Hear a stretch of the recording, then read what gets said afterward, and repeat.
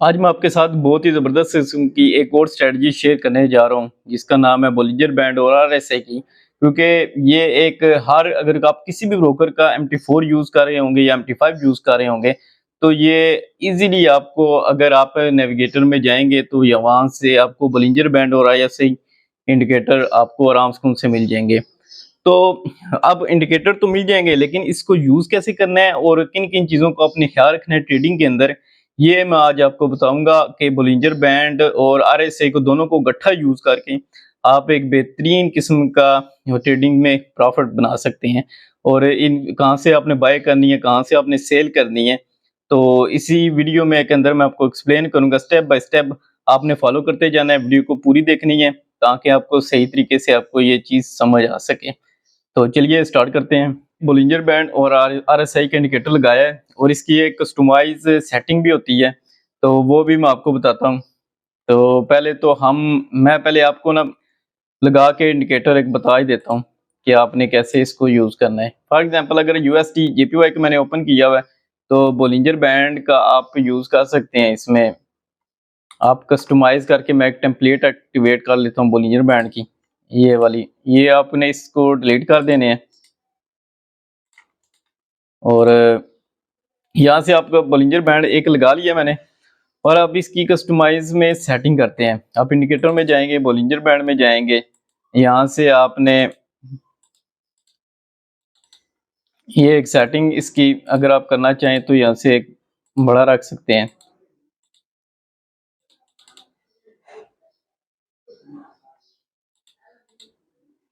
बाकी सेटिंग ठीक है। कलर आप अगर चेंज करना चाहें तो कर सकते हैं, वरना जरूरत नहीं है इतनी ज्यादा। ये नेचुरल जो सेटिंग है इसकी यही ठीक है। ये एक आ गया। अब आपने आरएसआई इंडिकेटर यूज करना है। आरएसआई इंडिकेटर में हम यूज कर लेते हैं 14 की जगह आप 13 कर दें और बाकी सेटिंग बिल्कुल ठीक है। ये एक सेटिंग आ गई है। अब आपने करना क्या है कि नेक्स्ट आपने देखना है कि एक और इंडिकेटर है, उसका नाम है आरएसआई सिग्नल। वैसे ये मैंने कस्टमाइज करके अपलोड किया हुआ है MT4 में। तो ये मुझे एक्चुअली ये ना सिग्नल दे देता है एक्यूरेट सिग्नल के लिए। ये एक्चुअली यही चीज, ये जो इंडिकेटर होता है यही गेम चेंजिंग करेगा कि आपने कैसे कब बाय और कब सेलिंग करनी है। तो मैं आपको अभी समझाता हूँ इसकी सारी सिस्टम। वैसे आरएसआई इंडिकेटर को भी आपने यूज करना है और एक आरएसआई सिग्नल वाला है, उसको भी आपने यूज करना है। जैसा कि हम देखते हैं कि मार्क इसने ये एक सिग्नल बनाया है, आपको नजर आ रही रहा होगा। ये वाला एक बाइंग का सिग्नल बनाया है। तो यहाँ से देखिए मार्केट ऊपर नहीं गई अभी तक, यहाँ से हाई लेवल को टच नहीं किया हुआ यहाँ से। तो इट मीन्स कि इस सिग्नल को रिस्की है थोड़ा सा, तो वो बेहतर है इस सिग्नल को आप छोड़ दें। ये बाइंग का एक सिग्नल है, इसमें मार्केट ने स्ट्रॉन्ग उसने जोन शो किया हुआ है। अभी मैं नेक्स्ट मार्केट के अंदर भी जाते हैं हम कि, और यहाँ से देख लें एक आरएसआई का इंडिकेटर एक यहाँ से भी इसने दिया हुआ है, एक ये है। और यहाँ से मार्केट भी एक देख लें कि ये मार्केट ऊपर यहाँ से जाना स्टार्ट हो गई है। तो इसके अंदर ये चीज देखें कि यहाँ से मार्केट आवर आवर निकली है, main market high resistance level को उसने टच कर ली है। तो यहाँ से भी मार्केट देखें रेजिस्टेंस लेवल को उसने टच की दिया। एक्चुअली इन्हीं पॉइंट को आपने नोट करना है कि यहाँ से आपका अब आपका सही सिग्नल बनता है बाइंग स्ट्रॉन्ग के अंदर जो है मार्केट में चली गई है। क्योंकि जो हाई लेवल का होता है यह तो आपको पता होगा, ये रेजिस्टेंस लेवल है, इसमें रेजिस्टेंस लेवल है और ये सपोर्ट लेवल है। इसमें आप इसको समझ लें कि ये सपोर्ट लेवल है और ये वाला हिस्सा हो गया सपोर्ट लेवल का और ये हो गया रेजिस्टेंस लेवल का। जब भी मार्केट नीचे टच करेगी और इधर से भी अवर बाट निकला हो, मतलब है हाई ब्रेकआउट हुआ हो, तो फिर आपने बाइंग का करना है, वरना अदरवाइज आपने नहीं करना। तो पीछे भी देख लेते हैं हम और भी एग्जांपल के तौर पे। यहाँ से आप देखें नोट करें कि मार्केट एक निकली है आवर बाट में, ये वाली यहाँ से मार्केट एक निकली है। एक मिनट मैं आपको दिखा देता हूँ करके। और यहाँ से देखें मार्केट निकली है ऊपर, और यहाँ से भी देखें मार्केट ऊपर निकल गई है। तो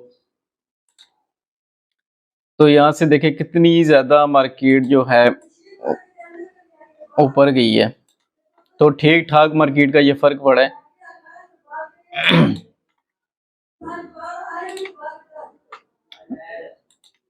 यहाँ से देखें मार्केट का ठीक ठाक ऊपर गई है।